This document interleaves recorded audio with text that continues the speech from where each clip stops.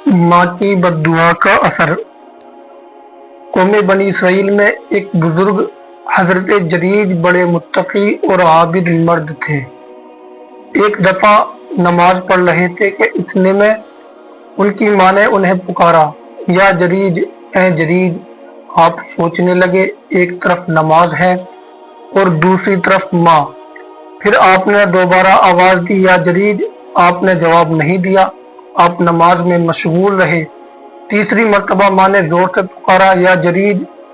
हजरत जरीज नमाज पढ़ते रहे, कोई जवाब न दिया।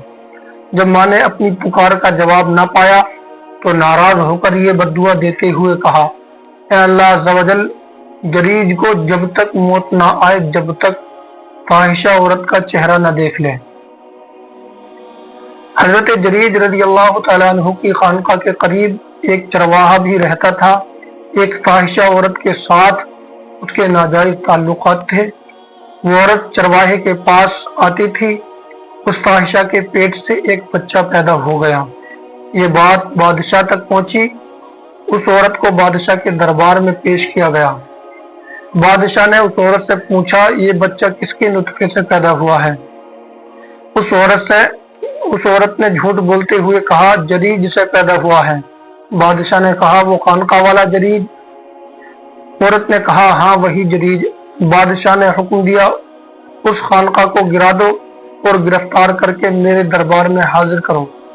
शाही फरमान के मुताबिक खानका गिरा दी गई और जरीज को रस्सी से बांधकर बादशाह के दरबार में पेश किया गया।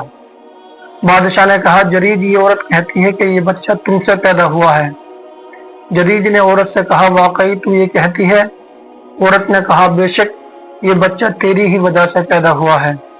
जब ये बात हो गई तो अल्लाह के मकबूल और महबूब बंदे हजरत जरीज ने उस चंद दिनों के शीर खार बच्चे से पूछा, मन अबू का, तेरा बाप कौन है? शीर खार बच्चे ने जवाब दिया, काल राहिल गनमी, मेरा बाप बकरियों का चरवाहा है। बादशाह ने जब ये माजरा देखा कि हजरत जरीज रज़ी अल्लाह तआला अन्हु की पाक दामनी की शहादत चंद दिनों का बच्चा दे रहा है, तो बादशाह ने माफी मांगते हुए अर्ज की, ए जरीज, हम तुम्हारी खानका चांदी की बनवा देते हैं। आपने कहा नहीं।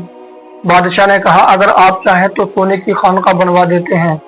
हजरत जरीज ने फरमाया, नहीं, आप वैसी ही तामीर फरमा दें जैसे पहले थी, यानी मिट्टी गारे की कच्ची।